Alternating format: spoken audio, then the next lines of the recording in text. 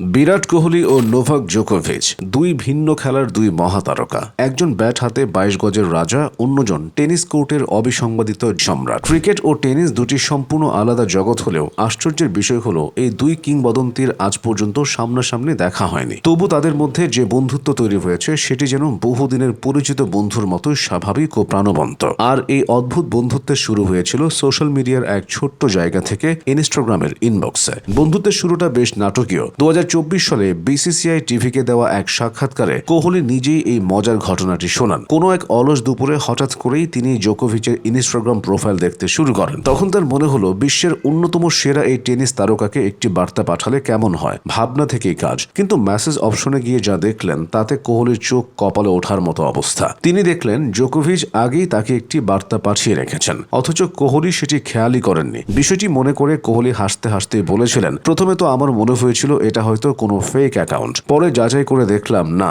এটা সত্যিই জোকোভিচের official account, আর তিনি আমাকে আগেই মেসেজ করেছিলেন যা আমি দেখতে পাইনি। এই অদ্ভুত ঘটনায় যেন দুই মহাতারকার বন্ধুত্বের শুরু। সেই দিন থেকেই ধীরে ধীরে তাদের মধ্যে যোগাযোগ বাড়তে থাকে। মাঝে মধ্যেই তারা একে অপরের সাফল্যে শুভেচ্ছা জানান, কথা বলেন এবং একে অপরের খেলাধুলার প্রতি আগ্রহ দেখান। যেমন কোহলি যখন আন্তর্জাতিক ক্রিকেটে নিজের ৫০তম ওয়ানডে সেঞ্চুরি করেন, তখন জোকোভিচ সামাজিক যোগাযোগ মাধ্যমে তাকে অভিনন্দন জানিয়ে একটি স্টোরিও শেয়ার করেছিলেন। ক্রিকেট দুনিয়ায় এটি ছিল এক ঐতিহাসিক মুহূর্ত, আর টেনিসের এক কিংবদন্তি সেই সাফল্যে প্রকাশ্যে আনন্দ ভাগ করে নেওয়ায় বিষয়টি আরও বিশেষ হয়ে ওঠে। তবে তাদের বন্ধুত্বের ভিত্তি শুধু সৌজন্যমূলক বার্তা নয়, এর পেছনে রয়েছে একটি বড় মিল, শারীরিক ও মানসিক ফিটনেসের প্রতি অসাধারণ এক নিবেদন।